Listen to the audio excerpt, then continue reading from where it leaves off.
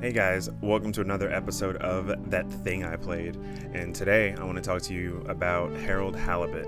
And I've had my eye on this one since that announcement way back 30 years ago in 2021. Harold Halibut's a neat little game. This was developed and published by Slow Bros.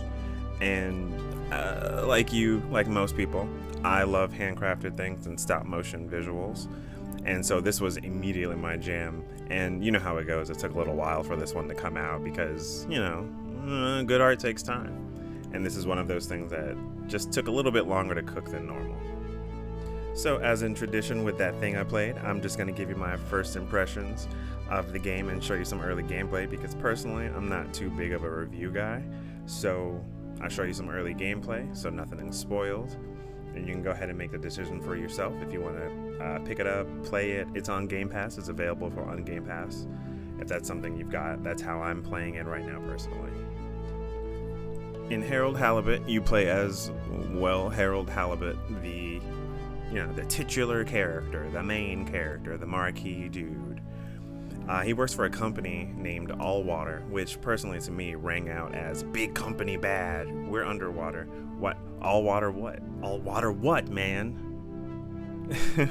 Anyway, you play as Harold. You are more or less a handyman on this underwater vessel thing that you and all of your friends are inhabiting. So we'll get the main thing out of the way, the visuals. Personally, I think this game looks gorgeous for what it is. Like I said earlier, I love stop motion things, and this is 110,000% my jam. You can tell a lot of love and detail went into making every environment and all the characters that go into it. Their movements are very good and fluid. Their mouths move with the voiceover really well. You can tell they poured over a lot with this. And next up, we have the gameplay, which is kind of light in this game, to be honest, but really I feel like the gameplay is to just, to more or less just service the story of the game being told.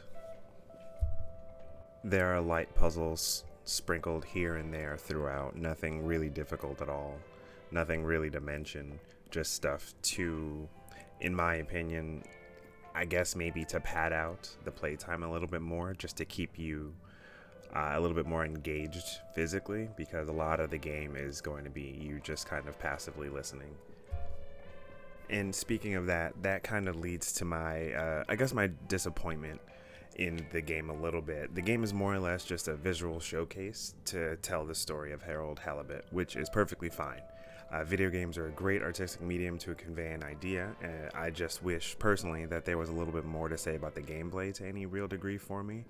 I enjoy looking at the game and speaking with the characters and seeing what they have to say, exhausting all of the dialogue options, if there are any at all, and do pretty much whatever I can to soak up more of the vibe of this game, which, again, is still excellent. I love the soundscape. It's a very quiet game, which I find nice and meditative, and it also makes me kind of sleepy, which I dig in a way. Touching again on those dialogue options, there aren't that many in the game. I'm not really sure that they matter too much in the long run, but they're there to make anyway. I do encourage anybody to experiment and see what goes on. I could be wrong, and see if anything different happens with the other choices, but they all just kind of seem to further facilitate the same story going forward. And it's really a story that I really enjoy experiencing and listening to. My big beef just comes with actually playing it and going from place to place to engage in the dialogue. That part didn't interest me too much. I do like slower paced story games, and even for me this one felt a little bit too slow. Like there's even a run button in the game, and that even with Harold going at a bit of a faster pace, it still didn't feel as quick as I wanted it to be, just to run those errands and do those things so I could move the story forward. Without giving away, too much of the story, again, you're Harold as a handyman, and you're going to be doing a lot of chores around this ship. That means fixing X, Y, and Z, and for some reason, delivering things to people a lot of the time. You're going to be doing a lot of running around this ship, It's a little confusing, at least for me. It was at first, trying to navigate where everything was exactly and where everybody was located. But after a few dozen trips, you'll know the ship like the back of your hand, or at least that one section of a very large ship like the back of your hand. You're only going to see very small portions of it, but the portions you see are pretty nice. But through the windows of the game, you can always see larger things going on in the background in places that you might not get to actually venture to. While you're doing all of these chores for everyone, you're going to have plenty of time to get to learn Harold and his inner thoughts and things as he talks to himself, as he does his daily chores and tasks. He likes to vocalize his thoughts and emotions like the best of us do. I talk to myself. Now, while in the beginning, in the opening hours, I did enjoy getting a peek into Harold's mind, because the only way you really get to hear about him is when he tries to speak to other characters, and they don't really do much listening.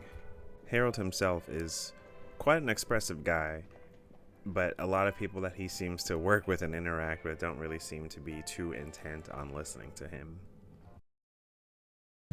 I know I drift off a bit sometimes, but All Water raised the tube fares again, and they never announced it properly.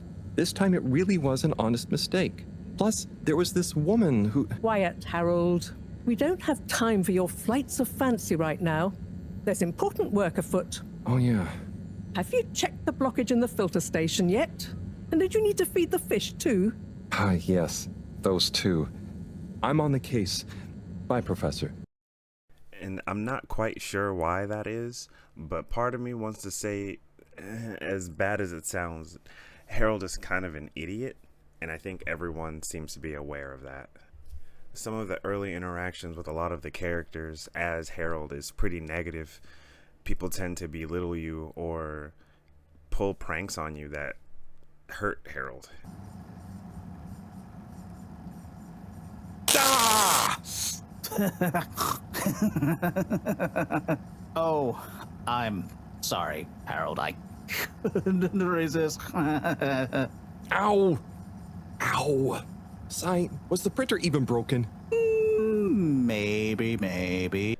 Without going too much into the details of the story, there's an entire mission in which you are tasked with taking a thing to someone.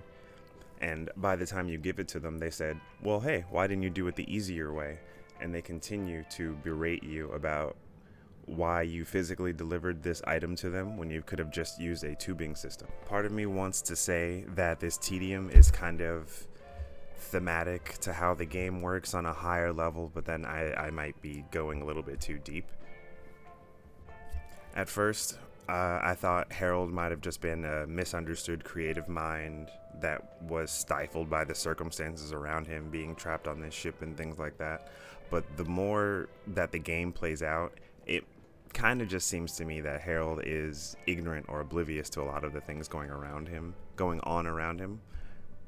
With the way a lot of the characters treat Harold, I'm really surprised that they trust him with the tasks that they even do, as far as flushing the water out of a tank, or honestly whatever random handyman stuff you end up doing. A lot of the time you just take packages or items from point A to point B, and that fills up a lot of your time when the story isn't being told. Personally, I think as with a lot of stuff like this game, your mileage may vary. I didn't find these tasks too engaging or anything like that. I just kind of found myself just going through them just so I can get to the next story beat, just to see where the next thing goes. And that is pretty much it for Harold Halibut from me. Thanks for hanging out through my entire impressions video. There'll be more to come. I'll try to get these out a little bit faster than I did before. But besides that, thank you so much for watching my video. Don't forget to like and subscribe, yada yada yada. And that's pretty much it. That's another episode of That Thing I Played. Thanks for hanging out with me through this one. I'm going to try to make these a little bit more frequent going forward, and as well as, give some more weekly information updates, as well as those game impressions. So make sure to come back. Don't forget to like and subscribe or something. The bell, the stuff. Thanks so much for doing all those things, and I'll see you next time.